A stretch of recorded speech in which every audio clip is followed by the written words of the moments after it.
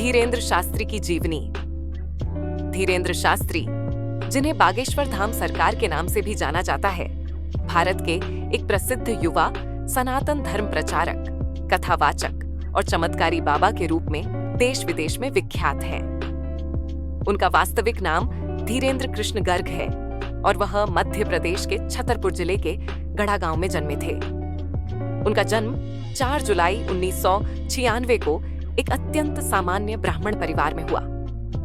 उनके पिता रामकृपाल गर्ग एक पुजारी थे और परिवार की आर्थिक स्थिति बेहद साधारण थी।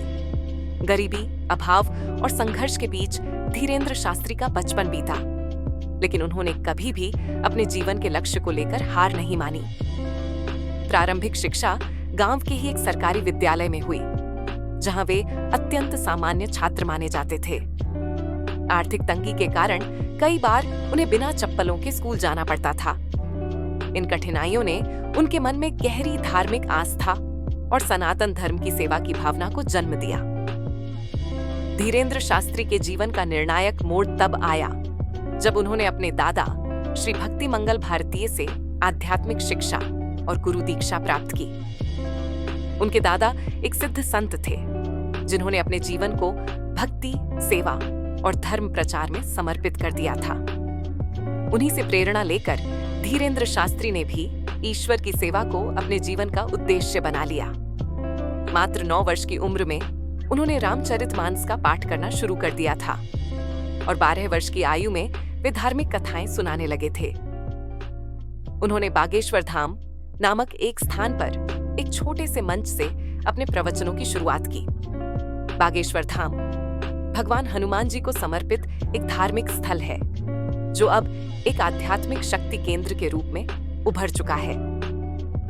धीरेंद्र शास्त्री की पहचान तब राष्ट्रीय स्तर पर बनी जब उन्होंने अपने दरबार में आने वाले श्रद्धालुओं की समस्याओं को बिना पूछे ही बताना शुरू कर दिया।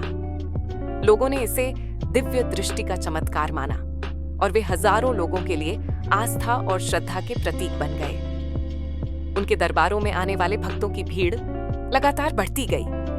वे प्रत्येक मंगलवार और शनिवार को दिव्य दरबार लगाते हैं, जहां वे लोगों की समस्याओं का समाधान करते हैं, भूत प्रेत बाधा का निवारण करते हैं और उन्हें धर्म के मार्ग पर चलने की प्रेरणा देते हैं।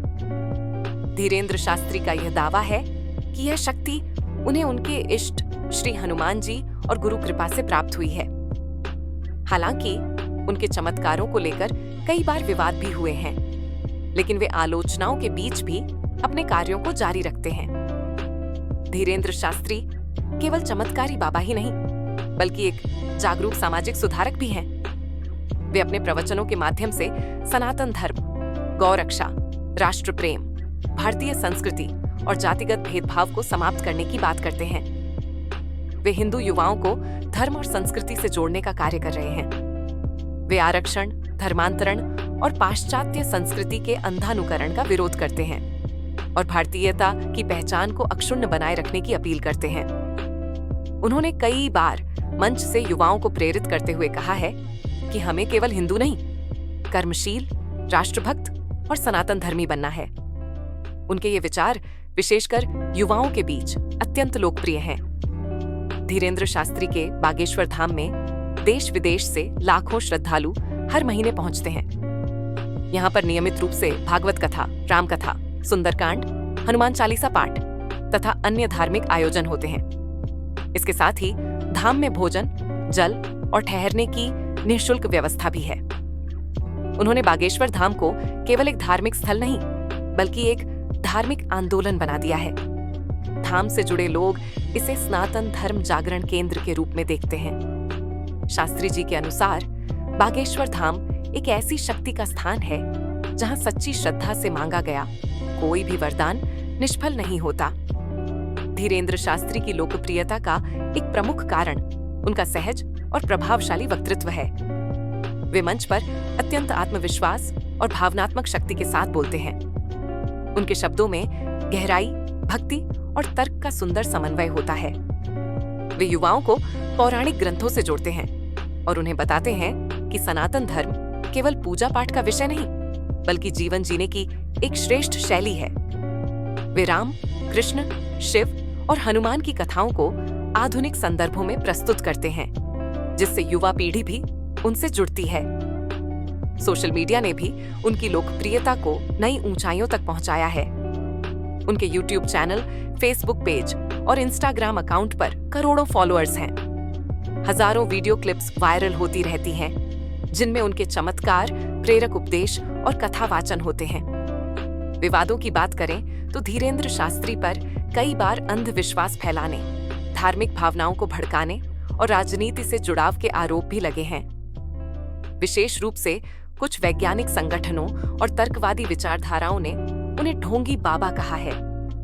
एक बार उन्हें महाराष्ट्र के एक तर्कवादी संगठन ने सार्वजनिक मंच पर चुनौती दी कि वे अपने चमत्कारों को साबित करें, लेकिन शास्त्री जी ने इसे ईश्वर की शक्ति का अपमान बताते हुए अस्वीकार कर दिया। हालांकि उनके भक्त इन विवादों को केवल धर्म विरोधी शक्तियों की साजिश मानते हैं। धीरेंद्र शास्त्री ने अपने ऊपर लगे आरोपों का हमेशा शांतिपूर्वक उत्तर दिया है और कहा है कि वे केवल सेवा कर रहे हैं, किसी को भ्रमित नहीं कर रहे। धीरेंद्र शास्त्री का जीवन केवल भक्ति और चमत्कारों तक सीमित नहीं है, बल्कि वे सामाजिक सेवा, शिक्षा, स्वास्थ्य और निर्धन कल्याण के लिए भी कार्यरत हैं।